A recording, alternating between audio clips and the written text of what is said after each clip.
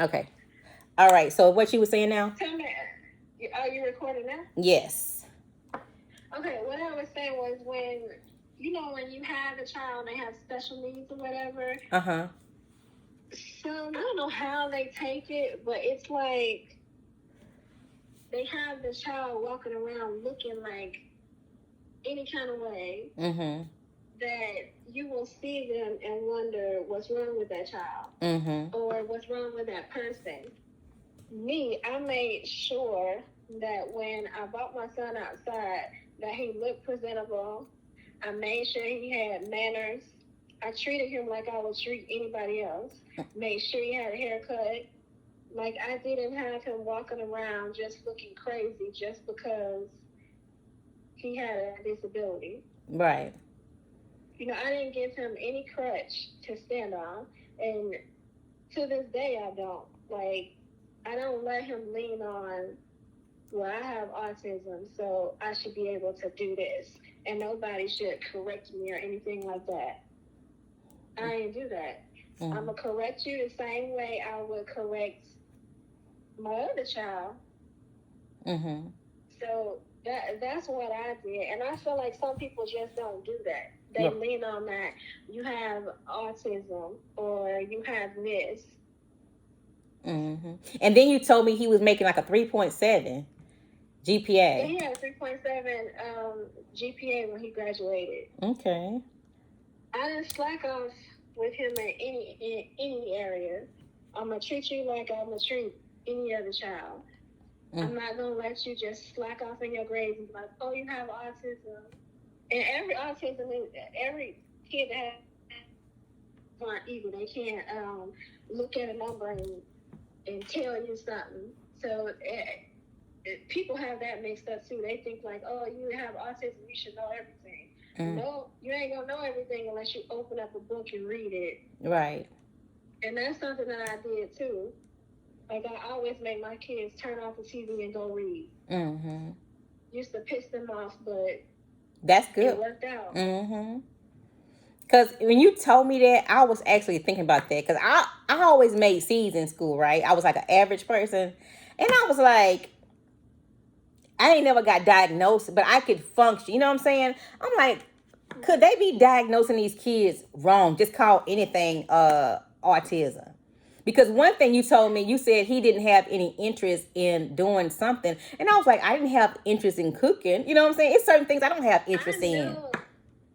I knew before he was diagnosed, I knew. Okay, so you didn't have to tell me, I already knew. Okay. Because when we were stationed in California at Fort Irwin, and he had started talking and all this stuff, but it's like when we moved, I noticed he didn't talk as much.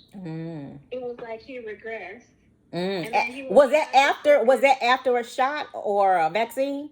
No. Okay. I don't think it had anything to do with any vaccines. I know people tried to link autism to vaccines, but when I first told the pediatrician that he wasn't talking as much, he even delayed getting the next set of shots. I think it was like a 15-month shot or something. Mm-hmm. He delayed it, and he was like, he talked to me about it. We were in Germany at the time, and he was like, he don't know if it's a link. He don't think it's a link, but people have said that there may be a link between vaccines and autism. Okay. And he was like, so we'll delay it, and we did. I forgot what shots it was. It's whatever shots you get at 15 months.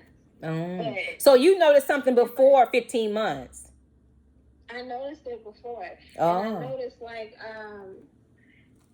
one thing he used to do, like with the milk or whatever, mm-hmm. he would be trying to like finger paint in it, or he would just blow bubbles. Kids do that. You know, like when we were riding in a car.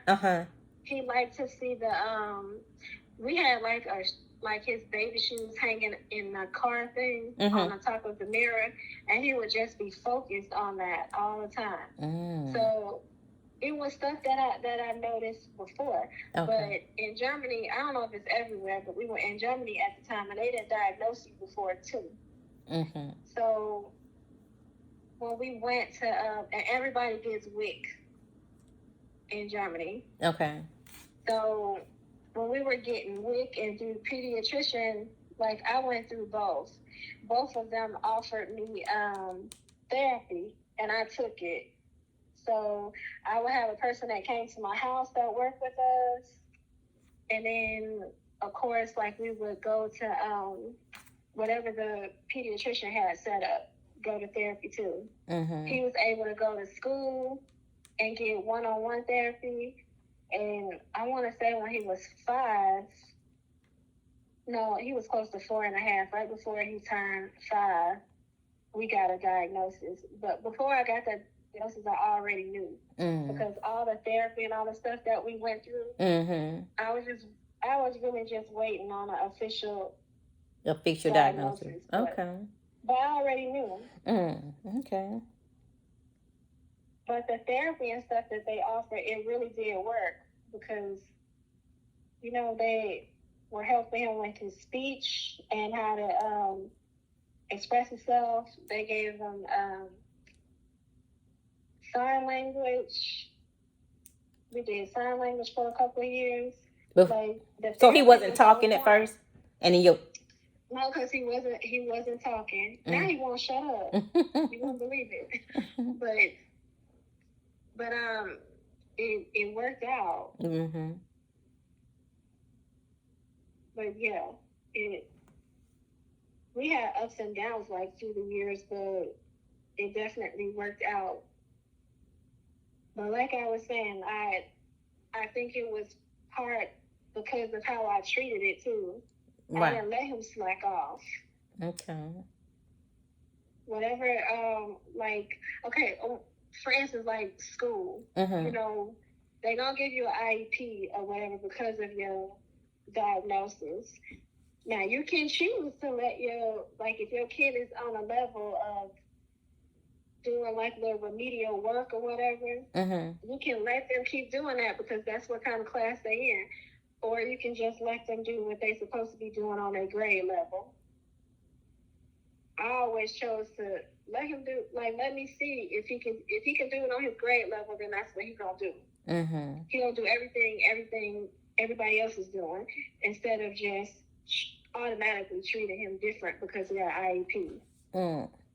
So when you say he got a 3.7, is that compared to a regular high school 3.7, or is that a... He was in a regular high school. Oh, okay. Compared to his peers and testing and everything else. Okay. I never let them. The only thing he had different than everybody else is when he took a test because he has an IEP. Mm-hmm. You know how you take like a standardized test and they give you 45 minutes to take the test? Mm-hmm. They might give him extra time on the test, but it's the same test that everybody else is taking. He only gets extra time. Okay. That's it. Okay. Because your IEP controls what you can do. Like it's a person that comes in and tests you and see what level you on and what you can do. I always knew he was smart, but like I said, I didn't cut him no breaks. Mm-hmm. We're gonna cut off this TV. Mm-hmm. I'm gonna make sure you can read. Sit here and read by yourself. Mm-hmm. And then we can cut the TV back on and you can play like you normally did. I always made them cut off the TV and read. Okay. And his favorite thing to read was those, I don't know if I'm saying it right, those mangas, whatever, like the little Naruto series and all those little anime books like that. He loves those. Okay. But as long as you cut off the TV and read, he can focus on his work. Yeah, I did the same thing to Jalen too. Mm-hmm. My youngest son, mm-hmm. And he started taking high school classes in 8th grade. Okay. So he advanced too. When we left Fort Campbell, they had already put him in the gifted and talented before he left. Okay. And then they did it here. Jalen been offered to take the what's that shit? Like, what is that? The SAT. What's the other one besides the SAT? I don't know. It's a SAT. It's a SAT and an ACT, right? Yeah, he's been offered to take the SAT and the ACT since he was in 5th grade. Okay. Yeah, but I think that's all the parts of how you parent them. Right. And video games and just study. I don't care if you got autism, ADHD, whatever. You still gonna study. You gonna perform like everybody else. So, and they've been outperforming. And you say he's in college now. Yeah, he's in college now. And how's he performing in college? He did, really good because he actually graduated. I told you he graduated early. So he had took a long, he actually graduated that January. So from January to when school got out, to school started again in August, he had been out of school.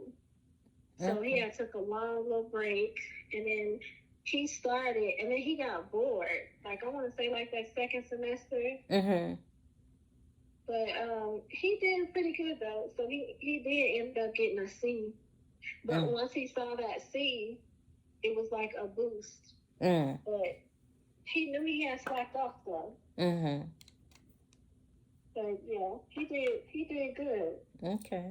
And the school that he went to they actually still call and check in on him. So you think he's gonna be able to get a job, or can he go to the military? What do you think? What does his future look like? I think he'll like his future. He wants to. He's majoring now in multimedia, graphic, and design. I think he's gonna be able to do whatever he want to do. I don't think he has no interest in like the military or nothing like that. I don't think he want to do that, but anything else, I think he got a great chance at doing it. He just got to do it. So we shall see. Yeah. But I know he said he wants to take some, in the future, he wants to take some classes in just art and photography. So we gonna see. Okay. So what's your timeline of him staying with you? He can stay as long as he want, or you gonna get an apartment? He can live with me as long as he wants to. Okay, I like that. Yeah. See, you know how some parents have to rush their kids to get out. Yeah. I'm not rushing you. You can stay home as long as you need to. Right. I don't know what the rush is. I agree with that. Cause see, he's just 18. Yeah, he just turned 19. 19. What am I expecting you to do at 19? Right. And I really didn't want him to have a job because I just want you to focus on school. Right. Okay. So no, you stay home as long as you want to. That's what your parents work hard for. To put a roof over your head, and I don't think that should end just because you graduated high school. I totally agree. Yeah, you can stay here. I'm not expecting you to do much at 19 besides go to school. So once he decides he want to leave, of course, help him. Okay, and support him. Okay, yeah. Yeah, my support is never ending. My child, if anybody is supposed to help him, it's supposed to be me. That's true. I totally agree. But he's doing really, really good. That's good.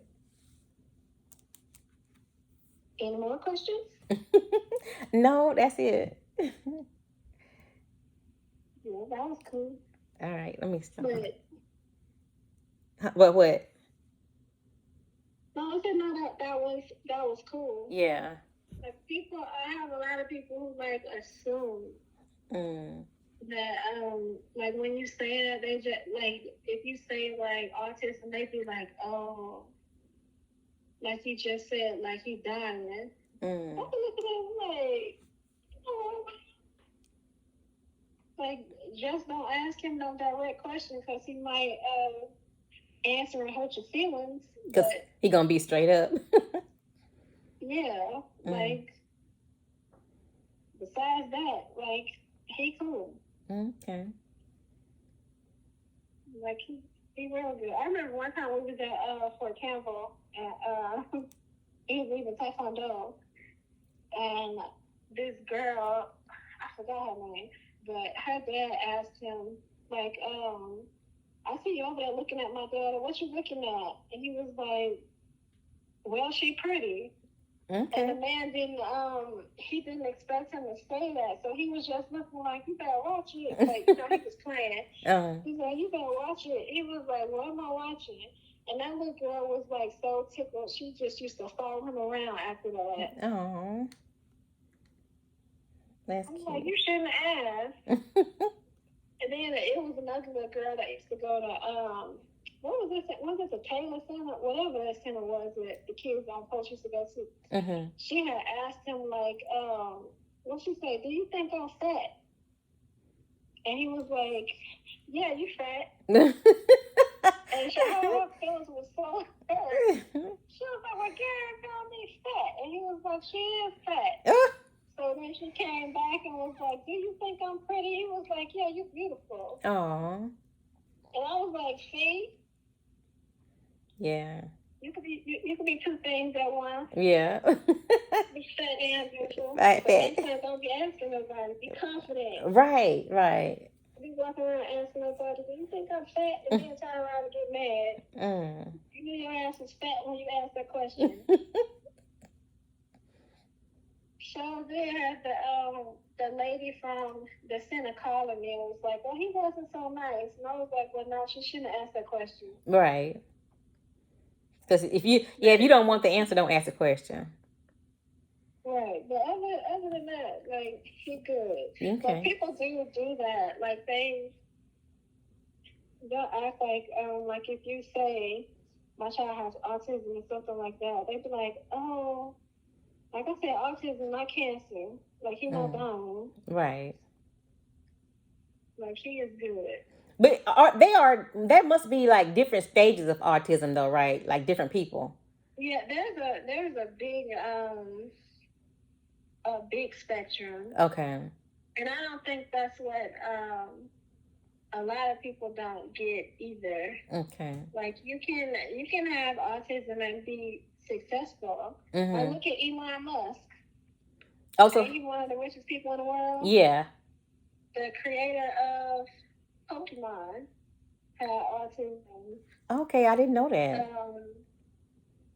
Tesla, the guy who I'm saying Elon Musk, the actual dude, Tesla. His dad. He had autism. Okay.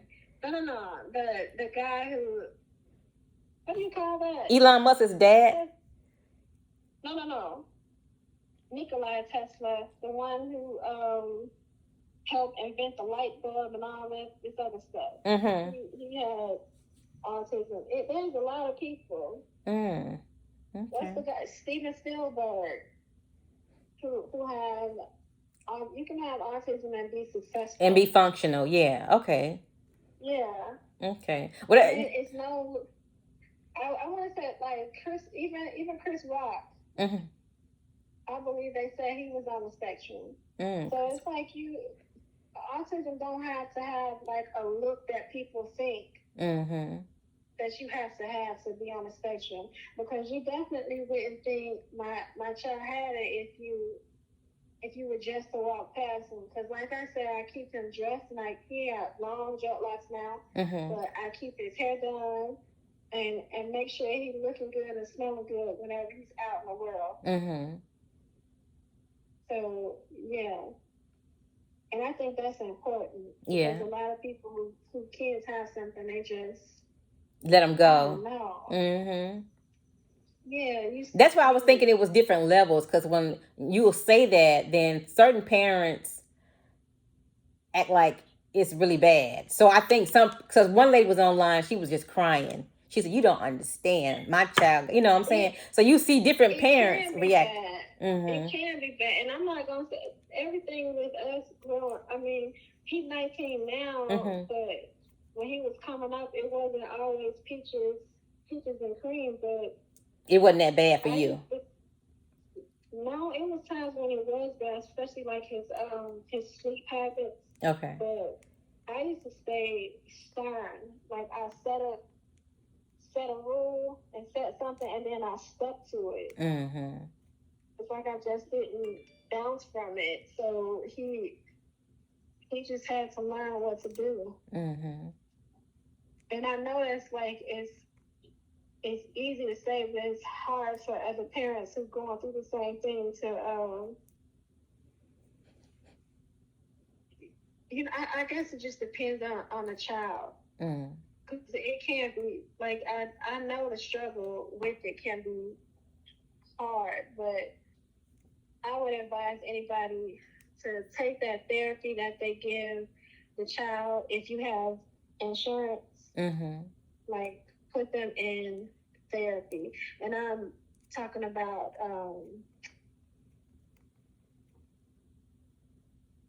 therapy, everything. Or if you want government assistance, anything that they offer. Because that's what I did. We were in Germany, and whatever they offered me to help my child, I took it. That's a good idea. Yeah.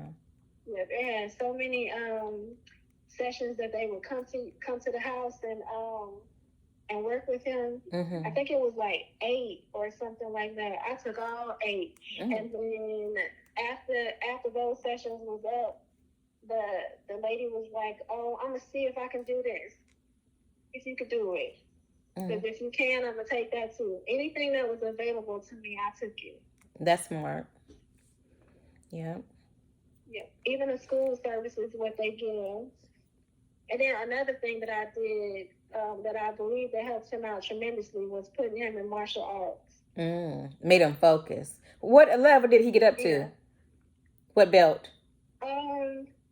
Before we left Campbell, I think he was a green. He about to test for a red belt, the belt you get before a black belt. But then when we left, they didn't have Taekwondo on post, so he started doing Kung Fu, and that was another story because they was hyping this. And my kids used to fight competitively. They used to go all over fighting. Okay. But when we got here, they was hyping this one little boy up and was like, "Oh, he's so good. He's so good. Like he's like the best in class." And I was like, "Oh, haven't met my son." All right. So, and my child went to school with him. They had like a class together, and he didn't know that he fought too. So when he got in the class, they were hyping the little boy up. Like, I was thinking my baby was about to get whooped on. Gary went in there and spanked that ass. I was outside that window like, yes, do it. They was looking at me like, calm down. And I'm like, no, get some. I'm outside the window. Like, you must don't know. Like, my kid, like, I was trying to tell them, like, oh, they went all over fighting. Don't look at that soft demeanor and think he ain't got hands, because he got hands and feet. Yeah. They really do underestimate the quiet ones.